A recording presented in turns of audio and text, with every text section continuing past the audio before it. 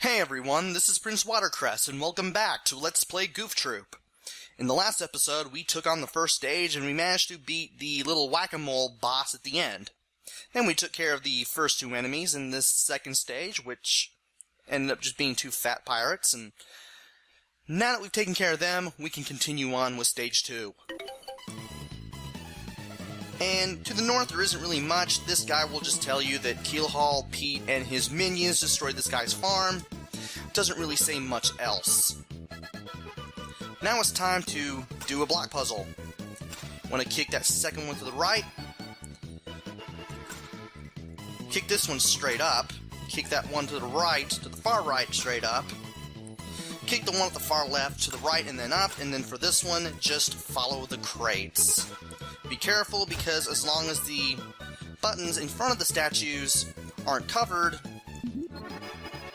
these statues that those buttons are in front of, well, they're going to shoot fireballs at you, and they can be really annoying. And I'm going to hit this hedgehog with a hook shot, which I just found. Now, we can either go north or west. I'm going to go north first. I'm not really going to continue through much of this quite yet, because we want to get that plank. Now, this part is entirely optional, but if you actually want as many continues through the game as possible, I suggest doing this part. Now that you have the plank, just go all the way back here, and then go north. You may have noticed that there was a thin green pirate there. That guy will throw swords.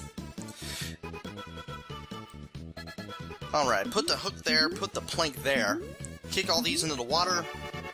Grab the hook shot. Grab the key. And then grab this continue with the hook shot. The thin green pirate will actually throw swords at you if you're far enough away, once you're at a good enough distance. And you may have also noticed a palette swap of the fat pirate where the yellow is replaced with purple. These guys will kick the star blocks at you, assuming they can actually do so. They are in one of the block puzzles, the other block puzzle, and they can be rather annoying.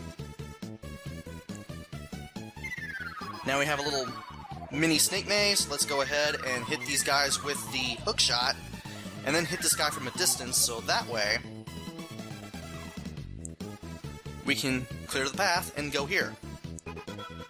This is where it gets a little more interesting in terms of dealing with the enemies.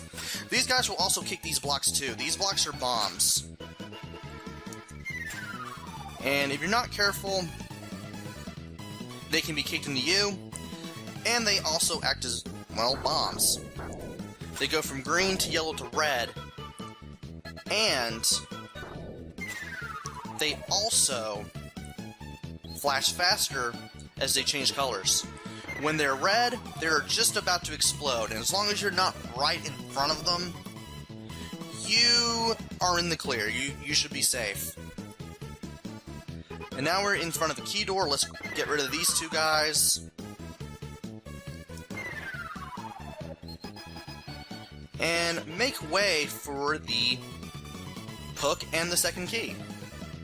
Apparently you can use an item if your hands are up, but only if it's a key. Only if it's a key. Now, this is where these guys get really, really mean.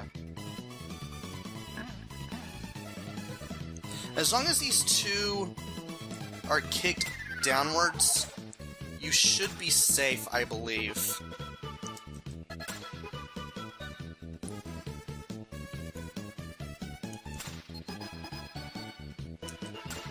No!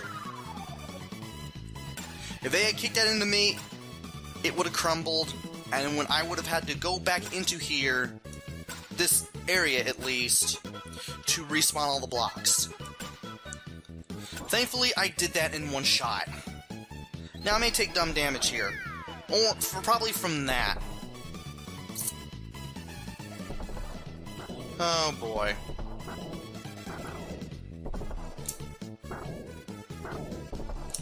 Want to kill this cannon to the left first. Get away. Nope. Gonna have to plan this a little better. Okay, there we go. Now to get in front of this and just hold her hands right up. Getting rid of that other one should be easy. We can open that door, but we can go to the east and get rid of this guy. And this guy. Whew. These guys are being a pain. Not gonna lie. And we can grab this other hookshot. Since I destroyed the cannons, they will not respawn in a working state, unlike the enemies. At least I managed to get past the spiked logs that roll back and forth with little difficulty, and I get hit there too. Wonderful. But I do get to show off the shovel actually getting me stuff. But first, I want to get the gold key, which I'm going to be able to use in the next screen, and I'm going to get the shovel to, of course, show off the shovel here. I may find stuff. I may not. Depends on what happens. Hey! Maybe I can find enough to get 8 lives. I just might. Kinda slim, but you never know.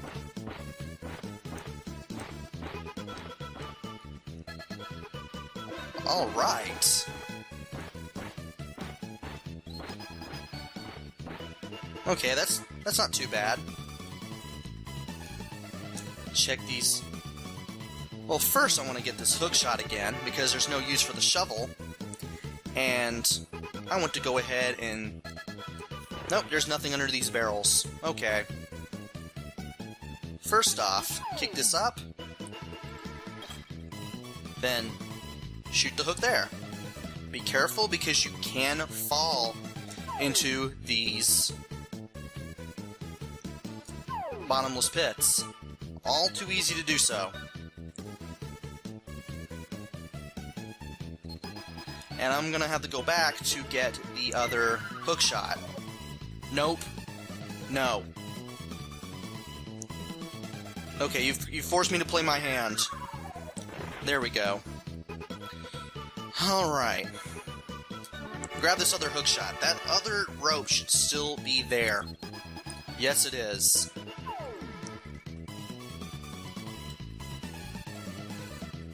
And kick this up. Kick this to the right, just to be safe. Kick this up. Now, before you go over here and start another rope bridge, go look up and then use the hookshot before you actually make the rope bridge, so that way you can hit this button and open the door. And I almost felt like an idiot. Still have 9 lives and an extra hit, and we can get that hookshot. If you collect another extra life diamond while you have 9 lives, you will immediately give yourself 6 hearts.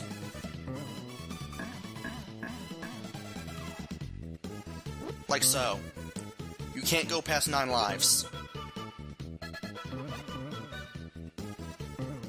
And I nearly ruined that there, but I still have a hookshot and 9 lives. Now we got this guy. And Think Fast is a very good hint for this, because, well, he is going to throw a lot of torches at us. Definitely don't want to be hit here. He can also breathe fire at us, too. Gonna grab that from a distance there. And once you run out of barrels, these 2 guys at the sides will show up.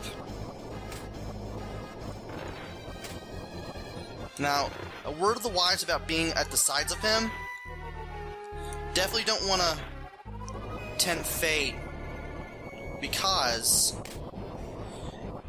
if you're not careful, he will charge right at you if you are directly next to him. And he is pretty fast when he does that.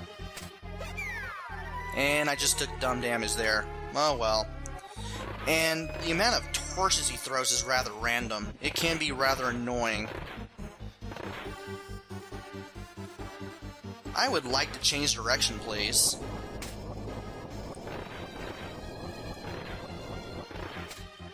There we go. Definitely want to throw barrels at him, it's pretty obvious. You just want to be very careful. Don't want to get stunned in case a barrel is thrown at you. And I managed to do enough damage. Whew. For a minute there, I thought I froze the game. Thought I soft-locked it. That was terrible. That would have been terrible. But I managed to not soft-lock the game. And here we are with Stage 2 cleared in 10 minutes 4 seconds. That's awesome. Anyway, let's go ahead and continue on with the game. Hey, Dad! Why do we not have eyes in this cutscene?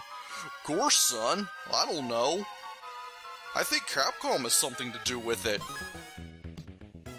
That was terrible. I will never do that again. And we are now on Stage 3, which is this Pirate Keep. This is supposedly Keelhaul Pete's lair. So I'm going to open the bridge and the doors themselves and end this video. So join me next time where I take on Stage 3. Until then, this is Prince Watercress. Take care, stay safe, and thanks for watching!